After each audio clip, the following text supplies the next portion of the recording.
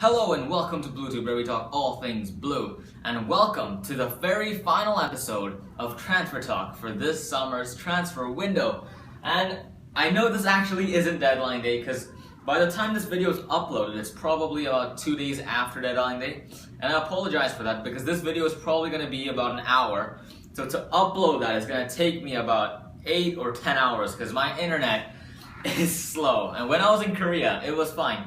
Just 30 minutes to upload a video, but now it just takes hours and hours and hours. So I apologize first of all for being late to report you about deadline day. I'm sure you've heard about most of these transfers, but I guess this is more of an opportunity for me to give my opinions on it and my thoughts on the transfers that have happened. So how this video is gonna go is I'm not gonna just purely talk about deadline day. Of course, I'm gonna begin by talking, getting straight into the main event. But after that, I'm going to talk about just some of the big transfers that have happened over the summer. And then kind of talk more about Chelsea and focus more about Chelsea's transfer window, how we've been, and as I said in yesterday or the day before's transfer talk video, kind of give my revised predictions on how I think we're going to do, and how we did in the transfer market, the players, how the players we signed are going to do, etc., etc. But let's begin with transfer deadline day, and lots and lots and lots of things happened there. But for me, I've picked out two big things that have happened. Two big things, or maybe three, 2.5. So the first thing that I want to talk about, and by the way, both of these are regarding Manchester United, and I'm already sure that you know what I'm talking about. But let's begin with De Gea. This is something that I find absolutely hilarious, but at the same time, kind of frightening, and let me tell you why. De Gea, obviously, he was a sensational goalkeeper. Last season, I actually don't remember. Was he in the Premier League team of the season, or was Courtois there? In my opinion, Courtois was the better keeper. But De Gea undoubtedly was phenomenal. He was really, really good. And he showed what he can do, and that attracted interest from Real Madrid very, very early on. And it's very strange, because Real Madrid have had an interest in him for so long, before the transfer window even opened. Now, it's so strange that De Gea, that this whole deal has delayed and delayed all the way into the final hours of deadline day. And let me tell you firstly, if you guys don't know, the De Gea deal did not happen. De Gea is a Manchester United player. He is not a Real Madrid player. And the reason for that is, there are literally about 3 hours remaining of the window, I think. And Real Madrid and Manchester United have agreed a deal. It was £30 million plus Navas, the Real Madrid goalkeeper, in exchange for De Gea. And they said, we have a deal, good, we agree with you, we're all good. And then they had to get the paperwork done and submit it to the Premier League board or the La Liga board or whatever. And then you couldn't get the paperwork done in time, so the transfer collapsed. And that's why I think it's absolutely hilarious how they couldn't get it done because of a matter of time and because they couldn't get the paperwork done in time. But the reason that I say at the same time frightening is because if De Gea does play for Manchester United, then of course he's going to add a lot to the team. He's going to save them, a couple of points this season. But the question that I have to myself is De Gea going to play? Because of course De Gea and Van Gaal had a falling out throughout this whole transfer window. Of course, Van Gaal left him out of the squad for the opening 4 games of the Premier League. He played Romero. Why do I keep saying Romero? Romero, and he's actually played very, very well in my opinion. Of course, De Gea does have that extra quality. So it's going to be interesting because of course he did have a falling out, and of course Victor Valdez actually had a falling out as well. And actually, I'm not sure if he's still there. No, actually, I'm pretty sure. I'm 98% sure that that Victor Valdez is still at Manchester United, and he had a falling out with Van Gaal as well. So it's going to be interesting to see what goalkeeper he selects. I have a feeling that even though De Gea is a super goalkeeper, probably one of the best in the league, no doubt, I have a feeling that Romero is going to keep playing, and it's going to be, I don't want to say funny, because De Gea is going to be sitting on the bench, and he's just going to be watching his career go to waste for at least for the next 6 months, or the next 3 months, and that is assuming that he doesn't get selected. So you know what, it's gonna be a weird one. But I guess as a Chelsea fan, I am going to be happy if De Gea doesn't play, because as I said, he's gonna save them a couple of points because he is that good of a goalkeeper. So that's my views on De Gea to Manchester United. I think overall, just above anything, just I'm. Guys, firstly, just if you guys couldn't tell from me today, I just feel really happy today for some reason.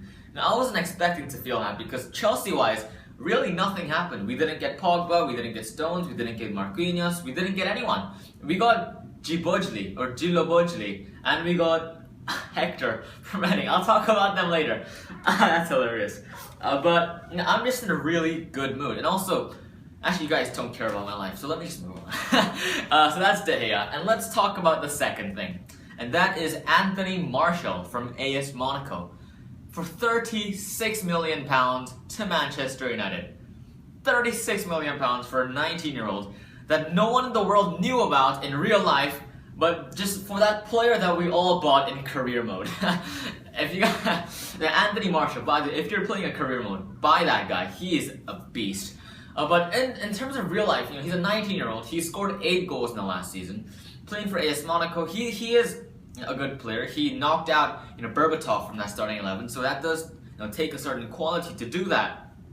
But you know, Chelsea were actually linked with Martial earlier this window for a £36 million move, which is exactly the same as the deal Manchester United have made. And if you guys look back over my videos and just click on the one with Anthony Martial in it, I say very clearly that he is not worth the money. If he was worth £20 million, that would be a good deal. But he is definitely not worth that much money for a 19-year-old in AS Monaco in the French league who hasn't. I get, you know, they are in the Champions League, and actually I think he did quite well in last season's Champions League campaign.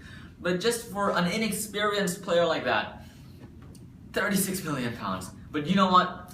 It's the modern market. It's a market where Sterling's going for £50 million, where John Stones is going for £50 million, where Kevin De Bruyne is going for £56 million. You know, it's a crazy market, and I'll talk about those guys a bit later. But you know, it is a crazy market, so I really just genuinely don't know what to think anymore. I really don't. I just think Pedro for £22 million is an absolute bargain compared to every other deal that has happened in this transfer window. But you know, speaking about Martial, and by the way, it's £36 million initially, but there are reports that say that it could go up to £58 million. I'm done. 19-year-olds, a 19-year-old for £58 million. If that is true, I would just quit. Just stop watching football. Just give up my faith in humanity. I'm hoping that's not true. But even if it's just 36 million, I say just 36 million, but even if it is 36 million pounds instead of the 58, I think Manchester United have hugely overpaid. But you know what? It was deadline day. They needed a striker. AS Monaco knew that, so you know, good business for them. You know, congrats to whoever is in charge of transfers for AS Monaco. You know, 36 million. We'll see how he does. Because, guys, aside from all these jokes, I genuinely do think that Martial is a quality player. He's gonna be one of the next, maybe not the next, top 10 strikers, but really up there. Really up there. I think he does have the potential to, just give me a sec.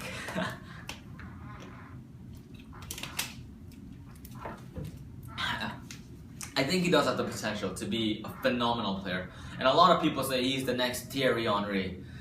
So I'm not going to say he's going to completely fail at Manchester United, but all I'm going to say is he is not worth 36 million. I'm sure he's going to get maybe 10, 11 goals. But guess what? Loic Remy got 10, 11 goals, and we bought him for £8 million. So I think if it wasn't transfer deadline day, Manchester United could have negotiated a much better deal. But because it was deadline day, because AS Monaco knew that Manchester United needed a striker, that's why they could charge such a premium price. But let me know what you guys think, because a lot of people are actually saying that Martial is worth 36 million pounds, and that completely baffles me. But maybe you have a genuine reason. I don't watch the League 1, the League 1. If you guys do, if there's any French viewers, in fact, Cam JM, if you're watching this, leave a comment right now. I know you're French. If you guys watch the French league, please, leave an opinion down below. Because all I've seen is highlights of him. I've never seen a full game of him play. I could be completely wrong. He could be the next Messi. I don't think that's very likely though. But tell me your thoughts in the comment section down below. And that, guys, just two stories that really define this transfer window. There haven't really been any huge or major I know I'm rocking on this chair, which is probably annoying you. There haven't been any big transfer stories this window. But let me just talk about. By the way, if you guys want to just see a list of everything that's happened this window, what's his name? George, Fans FC George, who I'll link in the description down below. And I made a collaboration with him a few weeks back. But he actually made a great video just listing all of the transfers that happened, the player name, the transfer price, that kind of thing. If you just want a list, a breakdown of everything that happened, I'll leave a link to that video down below. But there haven't really been any large profile signings, as some people may have expected. And as I said, Pogba deal doesn't come through. And by the way, guys, I think Pogba will not come to Chelsea ever, because I think he's gonna go to Barcelona, which is a shame. It really is, But you know what? As I said, I'm very happy. For some reason, I feel really happy, and I'm gonna talk more about that in a bit, and try to get things in perspective. But before I do, what do I want to talk about? Let me talk about some of the Chelsea transfers that have happened on deadline day. Firstly, an absolute plethora of players going out on loan. If you go on the Chelsea website right now, you'll see Piazon goes on loan, Chalobah goes on loan, A goes on loan, B goes on loan, C goes on loan. And actually, this is an idea for another video that I'll probably make in the future. But Chelsea's loan policy, we have 33 players out on loan. Just let it sink in. 33 players. Compared to the other teams like Real Madrid, I think they have 6 players out on loan. Barcelona, 5 players. Manchester United, about 8 players. City, 6 or 7 players or something. Just to get that into perspective with Europe's elite teams, it's absolutely crazy. We have a full squad out on loan, 33 players. As I said, that's a topic for an entirely new video. So I won't get into too much detail with that, but we did send a lot of players out on loan. You can check the Chelsea website for the full breakdown. I'm not really going to get into those, but the two main transfers that I'm interested in is Djilobodji and Hector. This is quite funny. Let me talk about Djilobodji first. Djilobodji, we signed him for a reported £2.7 million from French side AS Nancy, I believe. And you know what? When I first heard of him, I didn't know who he was. So what I did was, this is what I do when I hear someone that I've never heard about before. I go on FIFA. I know they're not the most reliable source. I went on FIFA. He's 75 rated, good pace, good strength. But then I also went and watched some highlights of him, and he looked like a decent player. But he's kind of got that Diego Costa about him, where he's tough, he doesn't like to get bullied, and if someone does something to him, boom. And there's actually a vine of him where an attacker kind of, he says, "You want some?" and Djilobodji just elbows him in the face, which is not funny. But he has got that kind of aggressivity about him, and I think that's a good thing, as long as he doesn't go overboard. And he actually does play central defensive midfielder as well, so he does kind of have that attacking work rate, but his preferred position is center back. He's very physical, very strong.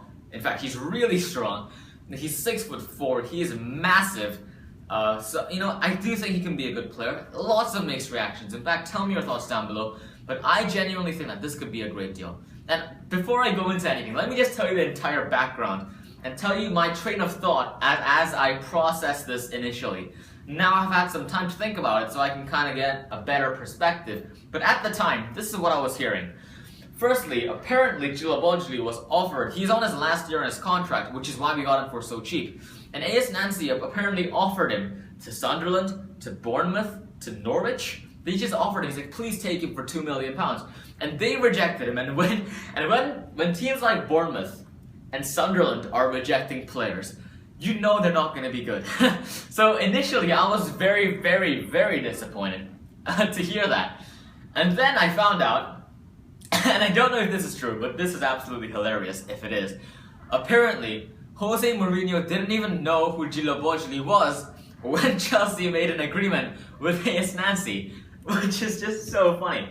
So apparently, this is reported by some French magazines, by the way, L'Equipe, if you guys know that. They reported that the whole decision was taken by the board. Mourinho didn't even know about this until it happened. So it remains to be seen. And apparently AS Nancy themselves are surprised that Chelsea took a player like that, because apparently he's not very good. That's, if reports are to be believed. So, I was very, very unconfident. I was very, I thought we'd make a blunder of a signing. But the thing is, because we signed him for so cheap, he's on his last year on his contract, so AS Nancy on deadline day will literally take anything for him, because they're gonna get, even if they just take £1, that's gonna be more than getting nothing at the end of the season, right? So I do think Chelsea, got a good price for him in terms of negotiations, and I do think even if he turns out to be a complete flop, if he turns out to be the worst defender you've ever seen in your life, guess what? £2.7 million. That's just change in Abramovich's pocket, right? So I don't think it's a disaster. If we'd signed him for, let's say, £20 million and then he didn't perform, then that could be a big issue that we need to talk about. But £2.7 million is nothing. If you think about it, Oriol Romeu, we sold him for £5.5 million, I think. Or actually, did he go on loan? I don't know. But we sell just loan players for £5-6 million. So really, £2.7 million, I genuinely think it's a great deal. But then after that, I started looking at statistics about him. And statistically speaking, he's a phenomenal player. The interceptions he made per game is better than John Terry and Kurt Zouma. The tackles he's made is in the top 10 of Ligue 1. His aerial deal, the aerial duels won percentage is off the charts. And statistically speaking, he's a great player. And even Zlatan Ibrahimovic and Yaya Toure have come out and said, listen, Gilo Budget is a great player. So that gives me confidence in. When players like Zlatan and Yaya are coming out and praising players, they're the real deal. So I'm very, very mixed about this. To be honest, I still don't know what to think. I think I can only make a good judgment when I've seen him play for 2 or 3 games at Chelsea wearing the blue shirt. But tell me your thoughts. I know people are very mixed about this.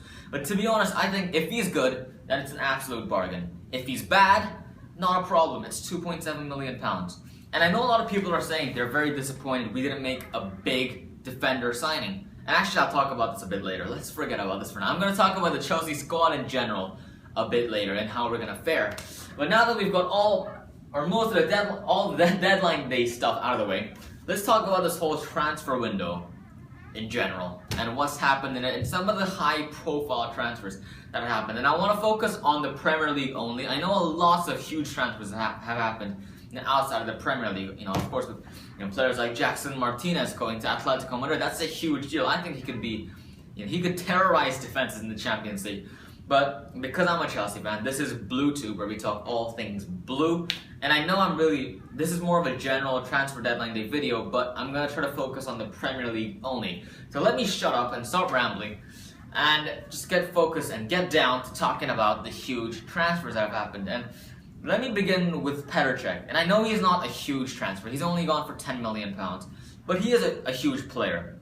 Literally, but also in a sense that he's a legend for the club, for us personally, but also he's a legend for the league. He's one of the best goalkeepers to have graced the surface of this planet.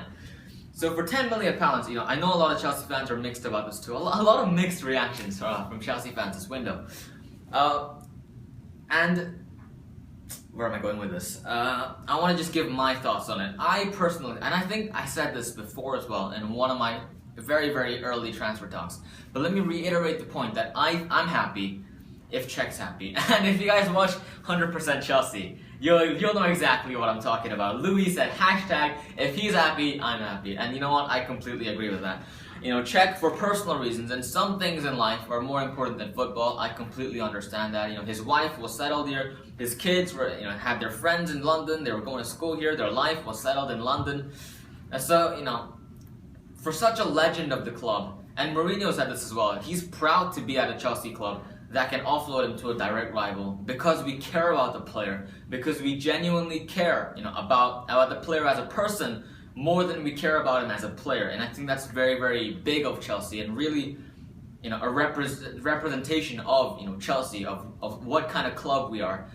And I'm very proud, just like Mourinho, and I'm very happy about it. But I know a lot of people are mixed about it, for professional reasons, because he's such a good player, and to see him go to Arsenal is heartbreaking. Of course, to see him wear that red shirt is heartbreaking, but if he's happy, I'm happy. And the next high-profile transfer that I want to talk about is Raheem Sterling. And I've sort of talked about this before as well, when I'm referencing John Stones and saying how English players' prices are just astronomical. You got some water in me.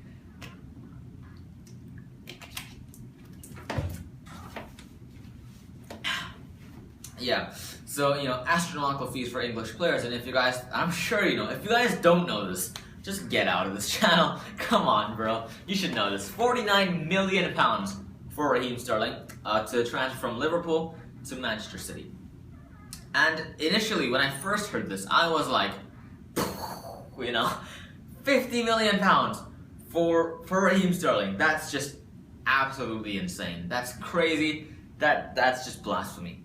But, to be honest, as I've gone through this window, as time has passed, as I've gained more perspective, and as I've seen other players get transferred for such astronomical fees, I feel like it's just the nature of football. And I don't like it, to be fair, how the market is inflating like crazy. But I feel like £49 million, I don't want to say it's a good deal for City. But I'm not going to say that it's a terrible deal, like so many fans have been making it out to be, especially, like United fans, Arsenal fans, and Chelsea fans. They've been mocking City, saying, you've done terrible business. I don't think he's worth that much, but let's get this into perspective, basically. This is a window where John Stones is going for £50 million. That's crazy. A centre-back who's had one good season in the Premier League, who hasn't played in the Champions League. £50 million, and I know it's because, we've had 4 bids for him rejected, and Everton, the reported fee that they're holding out for is £50 million. That's why I'm saying £50 million repeatedly. But, it's just crazy. It's just dumb, right? The window, it baffles me. It baffles me, it really does. And, Raheem Sterling, he's a great player, and a lot of people have been saying he's overhyped. I think that, in that season, if you guys remember 2 seasons ago, when Suarez was at Liverpool, when Gerrard was at his best, Sterling was frightening. Really, every time he got the ball, you thought he was going to do something. He had that Hazard factor about it. I'm not saying he was as good as Hazard, because that's just not true. But he had that Hazard factor where whenever he got the ball, you knew he was going to do something, right? And he did score some insane goals. And Liverpool as a whole had an incredible season that season. Does that, last season, of course, he didn't have that crazy of a season because, of the absence of Luis Suarez, and, Gerrard wasn't as good, and just Liverpool in general were just nowhere near the level they were the previous season. But he is still a quality player. He is English, which does add value to him for some strange reason. He's homegrown. What am I going to say? So, as I said, I'm not sure if it's a good deal, but I'm definitely not going to say it's a bad deal, because of just the modern market is dumb. And speaking of the modern market, the deal that I just don't understand, let me tell you this, and I'm not just saying this as a bitter Chelsea fan, I am saying this as a football fan from a purely footballing perspective. Let's talk about Kevin De Bruyne. Okay, Kevin De Bruyne, he came to Chelsea, he didn't play too well, right? He played a few games every now and then. At Chelsea, and he showed a terrible attitude. In training, apparently he was nagging at Mourinho, and he didn't show up to training. He did show up to training, but he didn't put in any effort in training. In fact, he even faked an injury to get out of training or something. Some crazy stories have come out. So Chelsea eventually sold him for a profit. Good deal for Chelsea, I guess, good business. He went to Wolfsburg, and he had an incredible season. Let's not doubt that. I think the stats are something like 18 goals and 23 or 33 assists. Absolutely crazy. I think he even broke the Bundesliga assist total, which is insane. Like that's incredible. Good job. Good job. And a great thing, he got voted the Bundesliga Player of the Year in a league that has Neuer, in a league that has Ribery, in a league that has Robben, He got voted the Bundesliga Player of the season. So, good job, team. Good job. And I know he's a great player, don't get me wrong. He's phenomenal. He's great. He's great. And he was a big reason why Wolfsburg were second in the league, which is an incredible feat. Good job. But £56 million. maybe I'm just really old-fashioned, right? And I don't think that's true because I'm quite young. I'm quite hippy-dippy. But, back in my day, no, but just a few years ago, just the prices are insane. And maybe I just haven't adapted to the new prices. Maybe that's it. But I just don't think £56 million is an acceptable price for him. I just don't. I genuinely just don't. But you know what? To be fair, prices are crazy these days. Neymar is reported for £130 million. Messi is going for who knows what, like £270 billion. And the market is crazy. So let me just say I understand why the price is that high, but I don't think it's worth it. I don't think he's gonna play as good as he did in Wolfsburg, in Manchester City. I think he's gonna find it very difficult to settle in because he's gonna have the same problem as he did at Chelsea. He's not gonna be getting in that starting 11 every single week. He's not gonna have that guarantee because who's his competition? If he goes in a more deeper role, he's got Yaya Toure and Fernandinho, who's been phenomenal this season. If he goes in a more attacking role, who has he got? He's got Nasri, he's got David Silva, he's got Raheem Sterling, who came in for a lot of money. And I know De Bruyne came in for more, but Raheem Sterling and Jesus Navas. To be fair, he's not playing that well. But is De Bruyne gonna be happy playing on the right wing, which isn't his preferred position? Who knows? Because he's got an attitude problem as he's shown at Chelsea.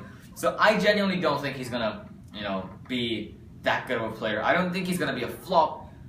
But you know what? £56 million. It's hard to live up to that price tag. I don't think he's gonna live up to it.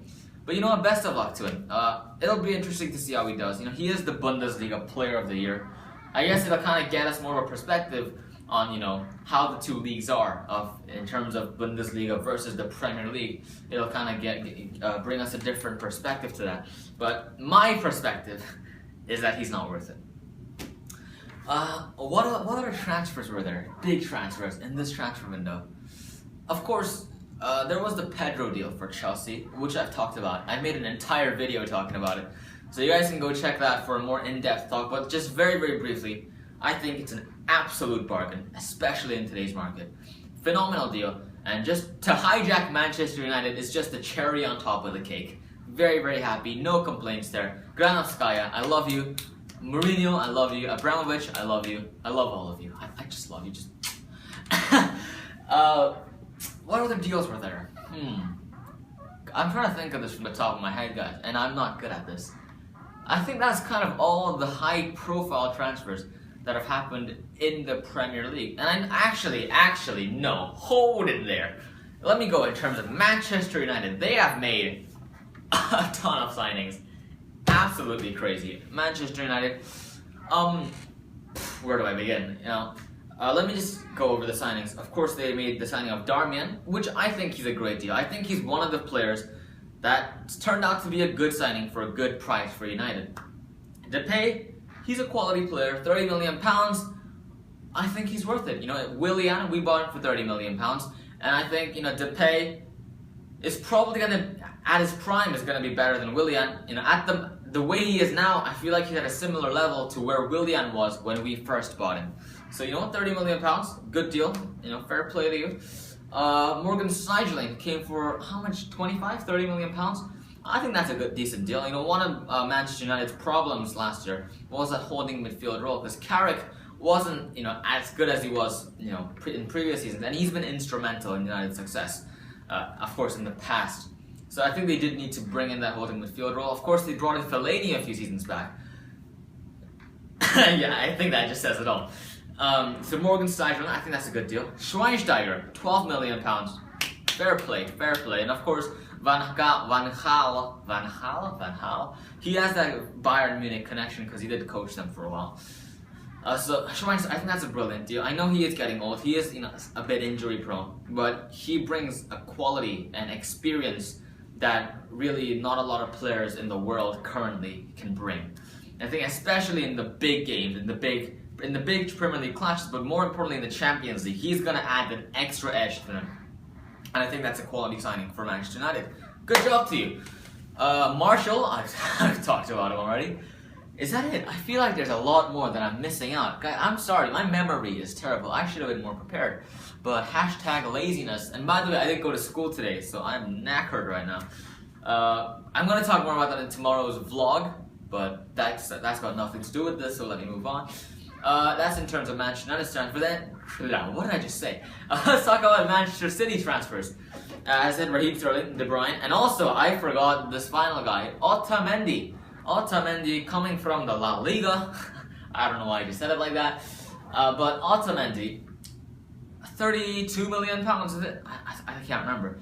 And that really got me thinking. John Stones for £50 million when Otamendi is coming for £30 million. Don't get me wrong. I think John Stones is right now at a similar level to where Otamendi is. And of course, John Stones is only going to get better. He's English. He's homegrown, so that adds value to him. But it's just dumb. This market is dumb. And by the way, Otamendi, I think that's a good signing for Manchester City. You know, because their defensive role has been kind of weak in previous seasons, and I think that's their philosophy has been more to outscore the opponent. Where Mourinho's philosophy has been to get a clean sheet and get 1 or 2 goals to get 3 points. It's very different philosophies. But I think Pellegrini does understand that defense is an important part of the game. So he is bringing in players. He did bring in Eliakim Mangala for a record fee for a defender last season, and he did bring in Otamendi this season. And you know what? Hopefully they don't play well because I'm a Chelsea fan. But I do think it's a good addition to the squad. Of course, now they got Company, they got Otamendi, they got Mangala. So they got lots of quality options, good depth in their team. So kudos to them. Good deal, I guess. But as a whole, I think Manchester City haven't had the best window.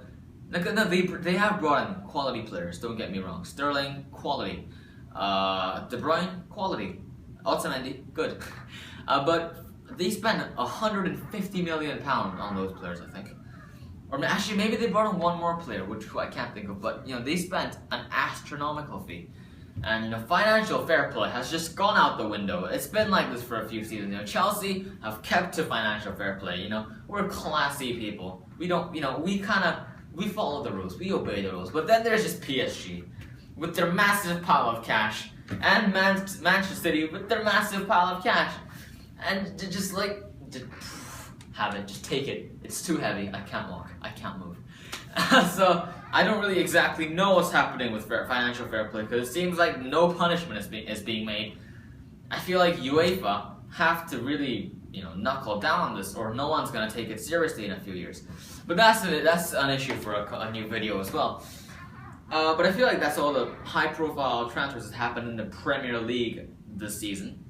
So I guess it's been a very exciting season for the Premier League as a whole. We brought in some good players from outside the league.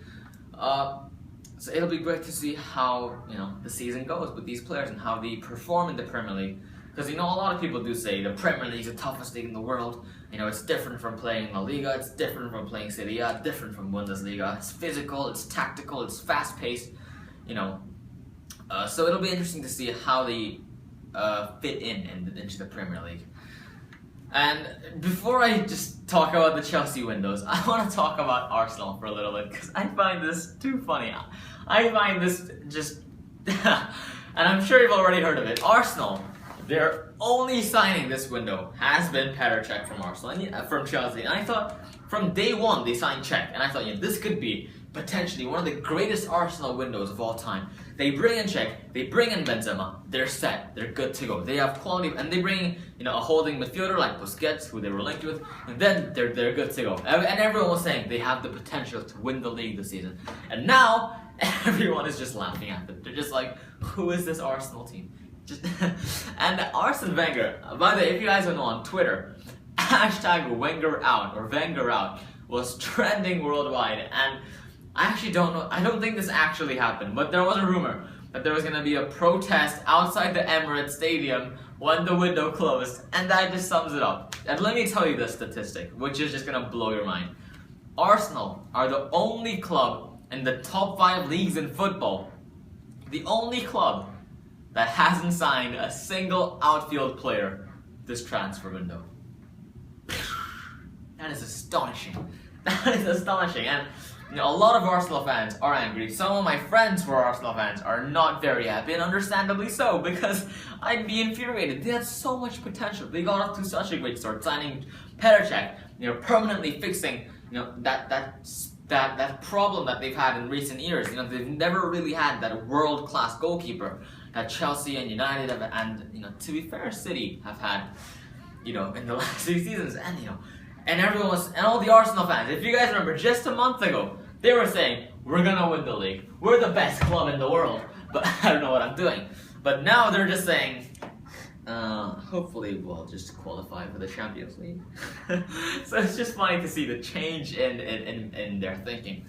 And just, if there's any Arsenal fans watching, I'm sure Foot Flash, you might be watching this, I'm sorry for you, just my dearest condolences. But, you know, all jokes aside, it'll be interesting to see how they fare, because they have stuck to their team. They've shown faith in their players.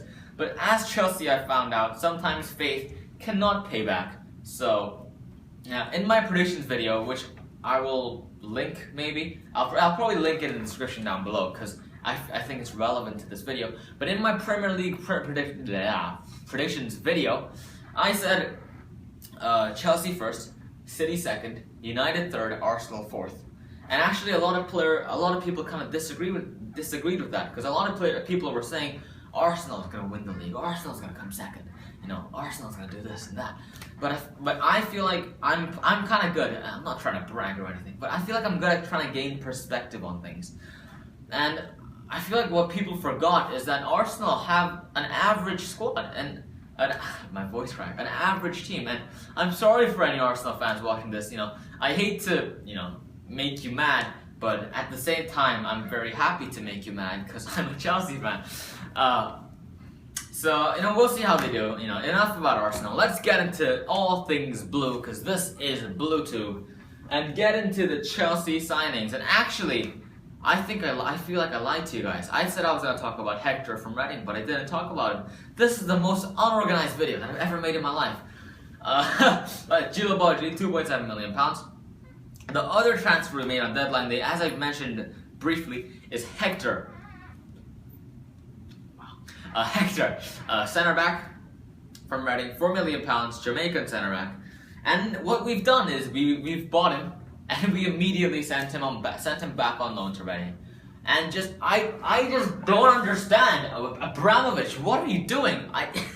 You know, Gila Bodji, I can kind of understand. I know a lot of Chelsea fans are doubtful about him, but I personally can understand our thinking of why we're buying him, because the reasons that I said earlier in this video. But Hector, you know, a Reading player, and I don't want to say I'm mad about this, but I'm confused more than anything. You know, we have players such as Omeru and I don't know why I'm spinning. We have players like Omeru, and especially Thomas Callas, who I absolutely love. I think he has crazy potential, and he is better. Take my word for this right now. Thomas Callas is so much better than Hector. I have no idea why we bought Hector. You know, no idea, absolutely no idea. £4 million we bought him. We loaned him out immediately, so we're probably never gonna play him. He's probably gonna be one of those players that we keep loaning out for the next 20 seasons of our lives, and just watch his career go to waste.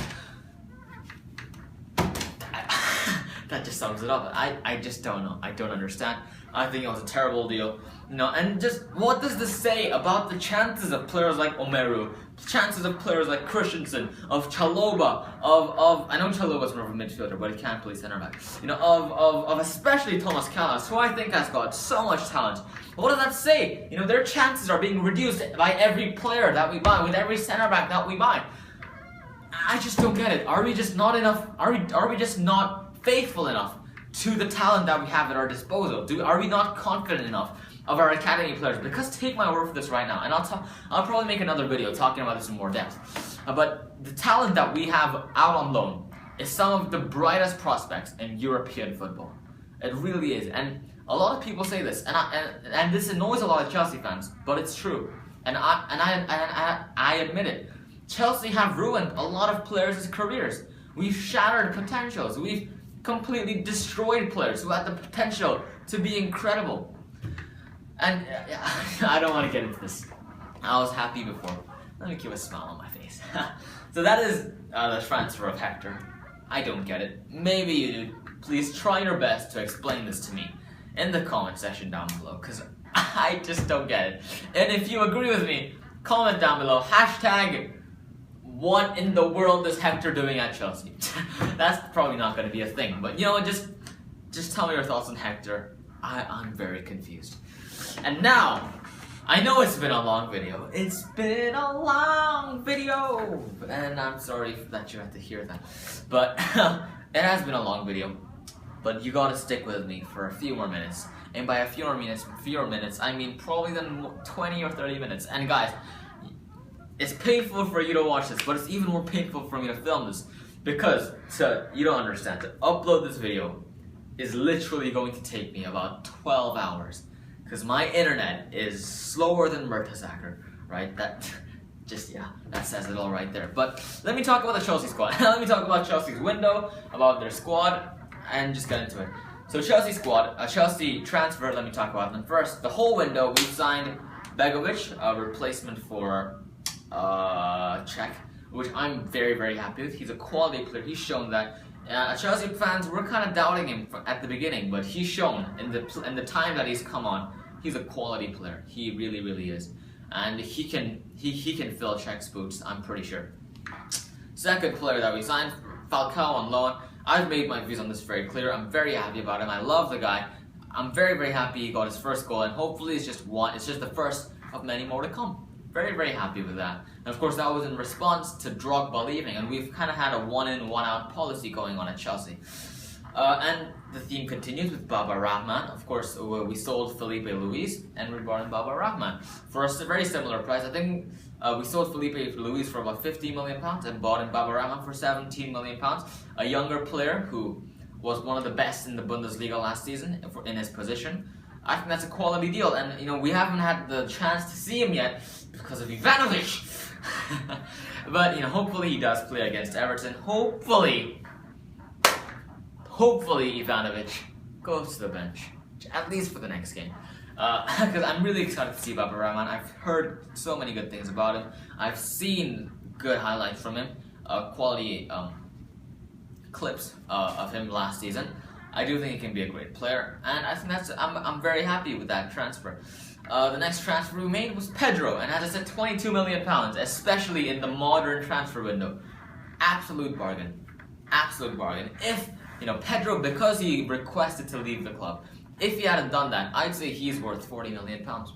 In the modern window, because the window's crazy. It's just how the world works nowadays, I guess, which is sad to say.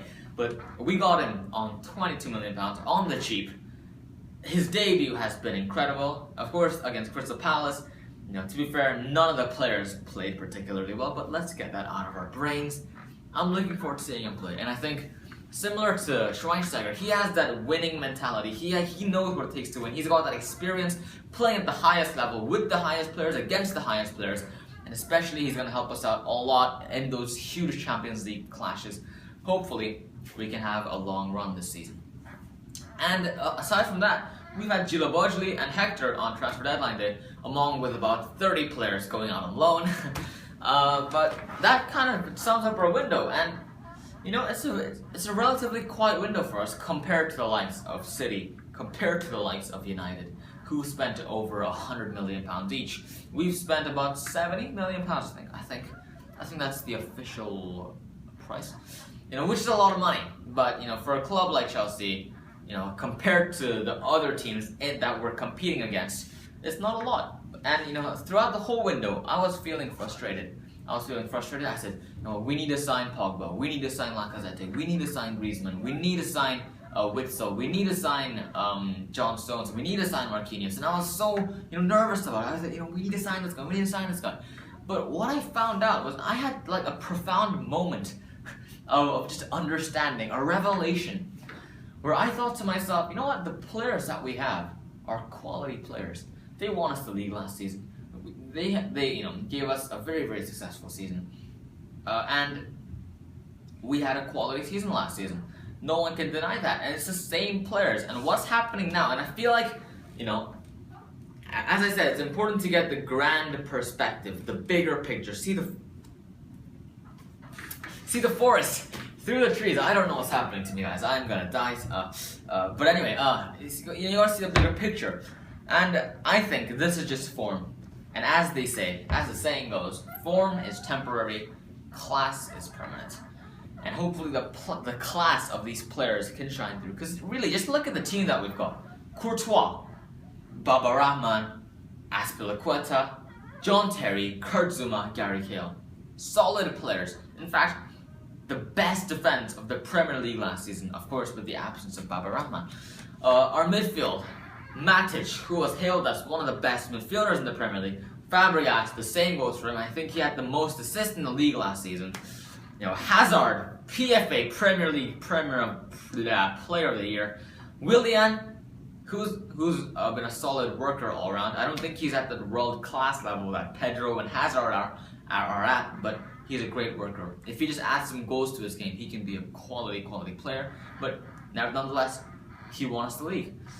Pedro won 30, 20 titles in Barcelona. An absolute beast.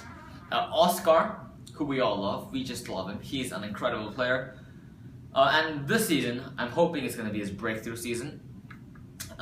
Because of the reason I've talked about a lot before, because he hasn't. It's his first summer off in the last 4 years because of the World Cup, because of the Confederations Cup, because of the Olympics in the summer. He's always been involved in that. So this was his first break obviously because of his injury, he got left out of the Copa America squad. So he's had a full break. Hopefully he can have a breakthrough season. But those midfielders, great midfielders, they won us the league with the addition of quality signings like Pedro, who's an absolute champion, who's a definition of a champion. And then up top, we have Loic Remy, who was in the league last season, who was in our team last season, who got a lot of important goals coming on as a substitute. We have Diego Costa, who was the third or fourth top scorer in the Premier League. I think it's the third top scorer in the Premier League last season. And we just brought in Falcao, who looks to be really, really good.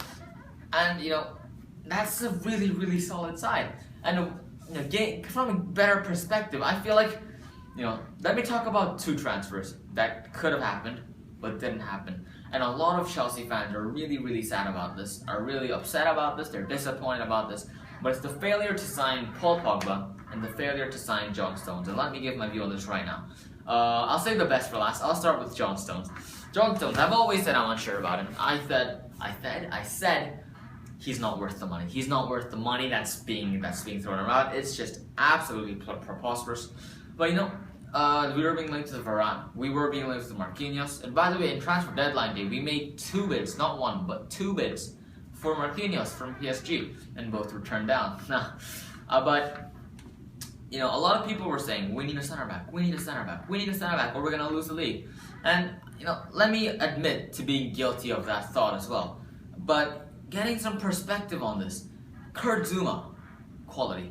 JT, arguably one of the best center backs, not only in the Premier League but in world football last season. Gary Cahill, one of the best center backs in the Premier League last season. So 3 quality center backs. Baba Rahman, one of the best left backs in the Bundesliga last season. Ivanovic, without a doubt, the best right back in the Premier League last season. And Azpilicueta, the best left back in the Premier League last season. And I know he wasn't in the PFA Premier League team of the season, but that's just dumb because it's so clear he was sensational last season. So it's the players themselves are incredible, and they've proved that. So the issue right now, the reason people are saying we need a center back, is because our defense has been terrible for the first 4 games. It's not a secret. I've said that before. In all my match reviews, a repeating theme is that. But I honestly think giving Ivanovic a rest will clean up so much of our problems, because of the 9 goals that we've conceded this season, 7 of them have been directly related to Ivanovic's lack of pace, due to his lack of tactical awareness this season, he's been, uncharacteristically naive. And I feel like just leaving it out for 1 or 2 games, letting him just get his thoughts together, letting him just get his fitness ready. I think in that time, Azpilicueta to the right, Baba Rahman to the left, that's gonna fix 90% of our defensive problems. And I've said this before as well. The problems in our defense don't lie with the personnel that we have. They lie with the psychological aspect of it, the mental aspect of it, the match fitness of those players. It's not the players themselves. And when they do hit that fitness, when they do get back into that game mode, when they get their game face back on, we're gonna be a quality side, absolutely no doubt about it. The other player that we have, by the way, I forgot to mention this. When I was going through the team, of course we got Loftus-Cheek, we've got Kennedy as well. Very, very exciting players. Let's talk about the midfield role. And Paul Pogba was heavily linked with us. And you know what? I really wanted to get him. And I was optimistic about it from the beginning to the end. And nothing happened. Nothing happened. And to be honest, initially, the very first 5 seconds of hearing the news of the deadline day closing, I was like, you know what? It's a bummer. We didn't get Pogba. But after that, I thought, this is a good thing. And let me tell you why. It's good to be positive. But aside from that, I genuinely believe that this is for the better of Chelsea Football Club because it gives an opportunity for Ruben Loftus-Cheek to shine. And because he's played so well in the 20 minutes he's coming on against Crystal Palace, that gives me confidence in him. That gives me confidence to say, get onto that pitch, change the game. Or start on that pitch and win the game for us. And I think he has reached that level where he's ready to really put up a fight for the central midfield spots, especially in the form that Matic and Fabregas is in. And imagine Pogba had come in here. Imagine Pogba came in. Then we have Matic, Fabregas, Ramirez, Pogba, and then Loftus-Cheek just in the corner sulking, saying my career has gone to waste. But I feel like because Pogba hasn't come, we get more of an opportunity to develop Ruben Loftus-Cheek. And I'm not just saying this, and I'm just saying, be optimistic. I'm not just saying that. I genuinely believe this. And as I said, I'm very, very happy. I'm in a really good mood today, and I think this is one of the big reasons for it. Because I love seeing youth come through, and it has been a while at Chelsea Football Club since we've seen a youth player come through and really make it into that starting 11. And this could be the beginning of a new Chelsea, a beginning of a new era for us. And Ruben Loftus-Cheek, I hope he does get integrated more into the team, and the stage is set for him to do so. Everything is ready. We didn't get Pogba, and our midfielders aren't performing particularly well. The stage is set for him to come in, play amazing, take the world by storm. Hopefully that happens. So those are the two signings that were meant to happen that didn't happen, and those are my views on that. And let me talk about a final position that I personally thought we needed strengthening in, and that's the striker position.